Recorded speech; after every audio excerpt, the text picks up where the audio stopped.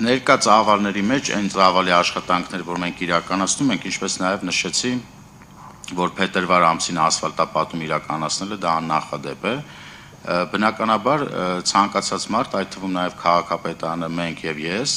ունենք մեր թերացումները մեր աշխատանքում։ Ես վստահաբար կարող եմ ասել, որ դուք նույնպես ունեք թերացումներ եւ բոլորս ունենք թերացումներ։ Բայց դա չի նշանակում, ես իմ թերացումներից եմ խոսում, բայց դա չի նշանակում, որ մենք քաղաքապետարանը սպասում է, թե որևէ բլոգեր կամ մեր հարգելի լրագրողներից մեզ մատնանշեն խնդիրը, մենք նաև ունենք ակտիվ քաղաքացի հարթակ, որտեղ որ մեր քաղաքացիներն են անձամբ խնդիրները նշում, որովհետև քաղաքապետարանը իր անձնակազմով, նաև վարչական շրջանները չեն կարող նկատել, կարող են փոքր խնդիրները կամ միջին խնդիրները միգուցե իրենց աչքից վրիպի, բայց մեր քաղաքացիները, քանի որ ուշադիր են, իրենք տեսնում են, նկարում ուղարկում են եւ այդ խնդիրներին տրվում է լուծումներ։ Սա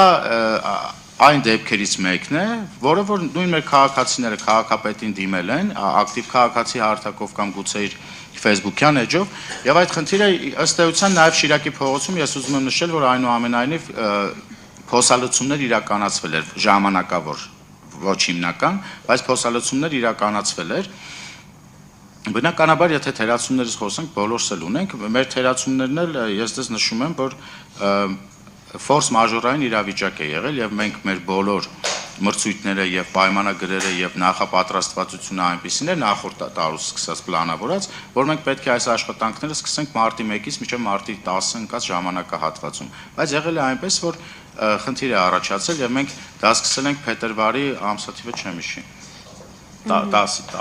15-ից։ Այսինքն մենք նույնպես ժամանակի եւ արագության խնդիր ենք ունեցել, որովհետեւ այդ փոսերը ինչքան որ նեղում է ձեզ, կրկնակի կամ եռակի կամ քառակի անգամ նեղել է մեզ։